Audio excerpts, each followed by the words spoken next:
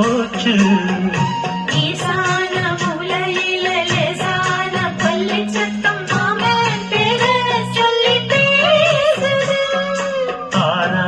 சோகந்தன்ன தீராம சேர்த்து வச்சு ஊரும் சேர்ந்து என்ன ஏசுது.